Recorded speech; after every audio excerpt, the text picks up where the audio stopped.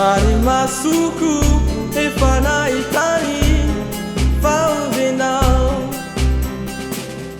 zay namboarinao teo anaty ihany firenena rehetra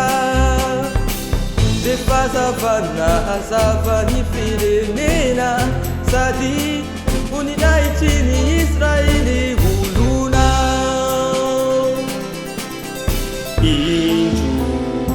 Sasity voatendro fandavona sy ho fananganana ny maro amin'ny Israely ary ho famantaran'olona liana ary ny fanahinana